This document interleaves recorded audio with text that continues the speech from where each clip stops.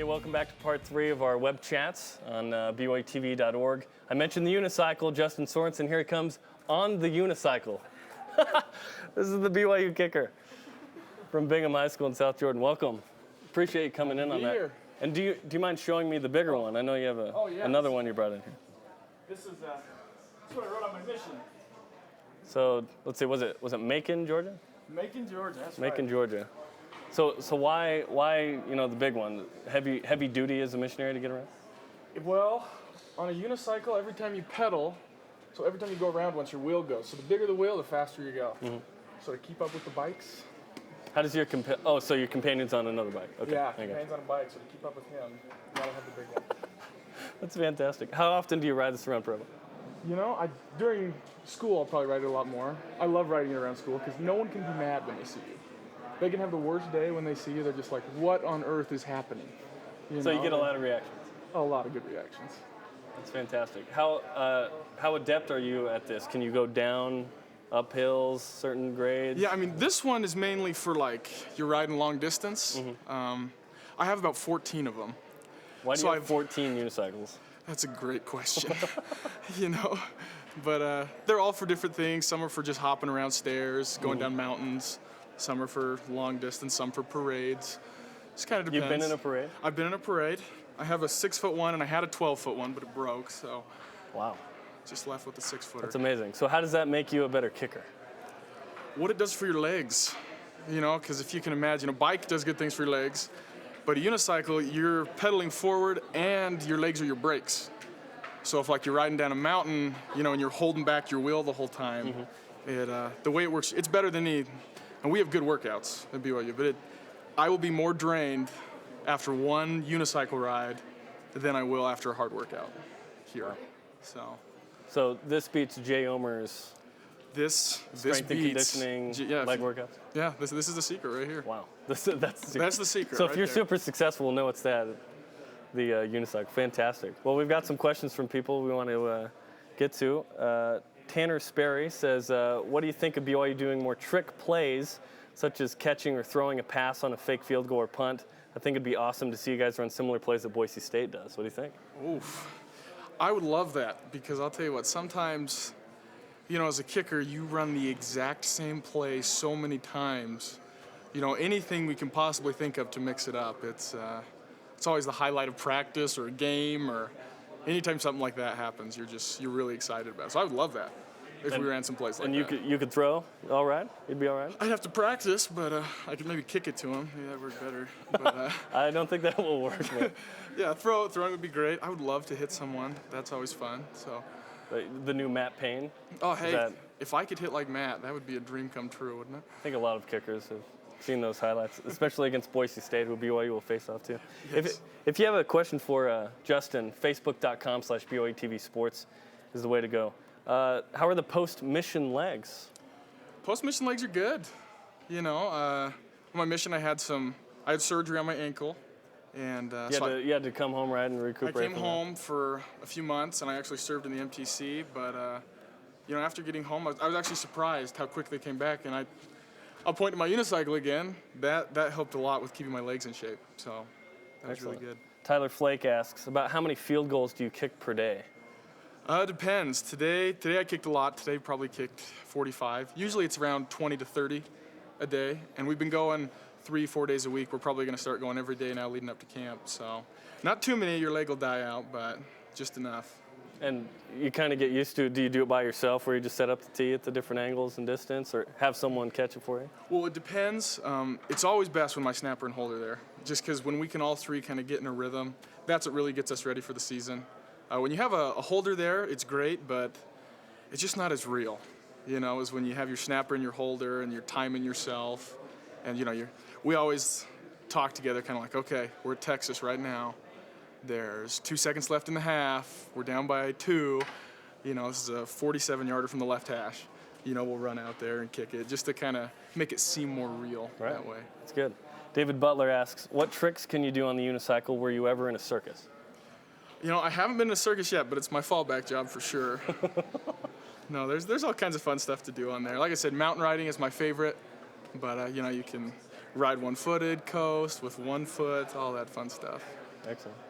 Robert James says, do you think the unicycle has developed muscles that other kickers don't develop, making you a more unique, better kicker? I would say yes.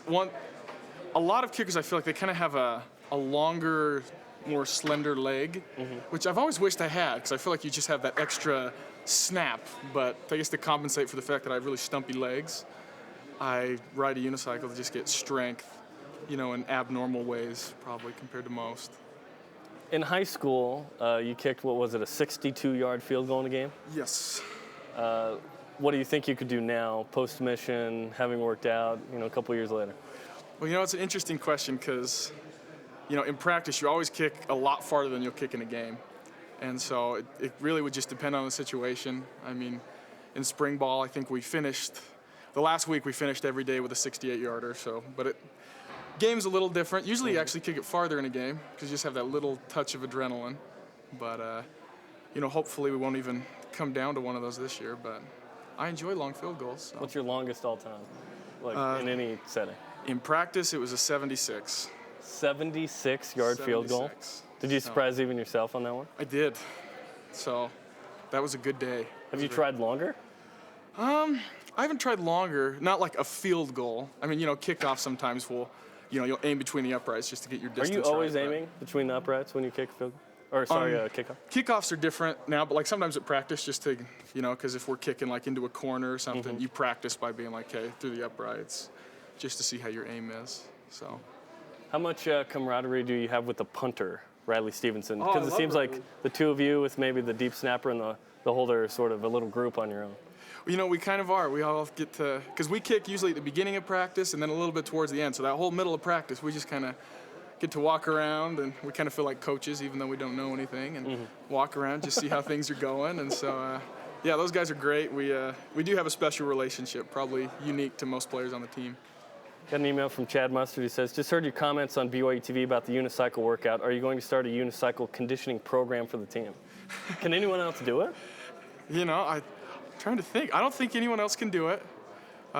It'd be sweet. My dad always talks about this random dream he had one day, and he saw the whole BYU football team come out of the tunnel on unicycles. And so maybe one day, we'll see that happen. Would that add to or take away from the pomp and pageantry of that? It'd definitely take it down for sure. But still a good thought. Walk us through the timeline of you played before your mission, helped BYU really get the ball out of the end zone quite a bit on kickoffs. Yeah. And I guess first we'll hit that. How satisfied were you with your freshman season? I know I could have done a lot better. I kind of had a lot of just little, tic-tac injuries that were just kind of really annoying. And I think as a result, I tried to just get back so quickly, my leg was just dead.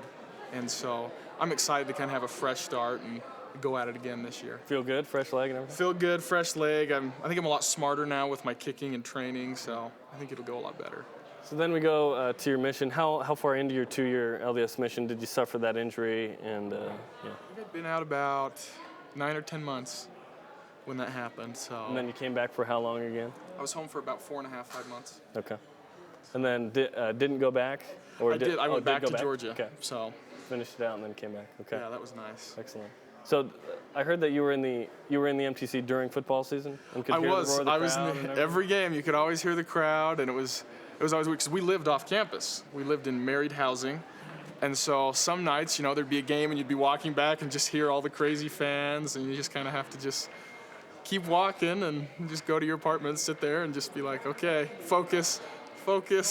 Anyone recognize you? Go, hey, wait a minute. Some of the people in the MTC did, but I mean, we're pretty secluded still, so not too many people knew. Was that difficult being here during the football game? I guess how difficult? It was like the first week I got home, and then I kind of I made a decision. I was just like, I'm just going to stay away from it while I'm here. And after that, it actually wasn't too bad. So. Going into independence, you can't make an all-conference team. There's some things about it, but you can be on ESPN. You can play whoever you want. How have the players reacted as we get a little bit closer to the actual season of, hey, we're actually doing this thing? Everyone is really excited. Like if I could say nothing else, everyone's excited, everyone's happy. Just really excited to get on the field and play and, be at ESPN, be recognized nationally, get BYU out there. for everyone to see, to kind of see what this program is, what it's all about. And I think it's going to be great for the whole team. It's a whole new experience, finding out about it on your mission. You want to get home just because you're so stoked about what's about to come. So we'll see how it goes. And the game, I guess, at Georgia Tech in the coming years, you could have some of those those members and friends from your mission show up at that one. Yeah, I'm thrilled for that game. I would love to go back to Georgia. So. Yeah. Another question from Peter Wright. He says, what's your goal on kickoffs? Do you try to get it out every time, or is any strategy at play? Strategy, it kind of depends on what kind of kickoff we're going to run. You always try to kick it out the back. Sometimes you have to be careful, when you kick into like a corner or something. You got to be a little careful just because, if you kick it out of bounds, obviously they get the ball, way up there by the 40-yard line. So usually you take a little bit off of it when you're kicking to the sides, but if it's more central, then yeah, you kick it as far as you can. Take me through the ritual of, setting the ball on the tee, how many steps you're going back, what you're thinking, maybe what you're saying, and then kick off, and kind of your thoughts right after you kick off and watch your teammates go down. Well, the ref always gives you the ball, and you always, I don't know if I would assume golfers might even do this, but somehow on the field it looks perfectly flat. You will somehow find just a little bump, and you'll always set your tee right on top of that little bump, just in hopes it gives you a little more height, and set the ball on, turn it a little bit to the right. I like to have where you pump up the ball, I like to turn that away from me, so it's always facing right whenever I kick off. And is that ritual or strategy? That's ritual. Okay. I always like to have that away from me and set the ball on, go back. I love looking at my team and just seeing everybody just ready to go. And then usually mine goes completely blank right before I kick. And so I love hearing noise. I think when it's quiet, it's awkward to kick, but when it's really loud, there's a lot of people cheering. I love kicking, especially if it's a good kick and you see it go and watch your teammates go and you know that it's going out the back. That's about the best feeling you can get. When do you know it's going out the back? Usually I know right when it hits my foot. Like the second I kick it, like if I were to just look down the whole time, I could probably tell you if it went right or left, far or short, high or low. So as soon as it hits, I know if it's gone or if it's going to be close. And do you have or should we create one here so we know to watch a sort of ritual if it goes back, like a certain something that you do? I don't know. I probably do without knowing it. I would assume I'd probably watch it for a minute and then I might turn before it lands. Maybe that's what it is. Maybe I just kind of turn around. So you do like a 180 or something? Yeah, like a 180 for something. Maybe I'll jump or something. I don't know. Think of something. Maybe a little grab or something. Okay. We'll watch for that post. Kickoff out of the end zone. So, well, thanks for the time, Justin. We appreciate you bringing both unicycles on. I guess 2 of the 14. Yeah, 2 of the 14. Right. Best of luck with that, and we'll talk to you later in fall camp. Hey, thank you so much. Appreciate it. Next up, Jay Keeps. Post your questions on our Facebook page, facebook.com/BYUtv Sports.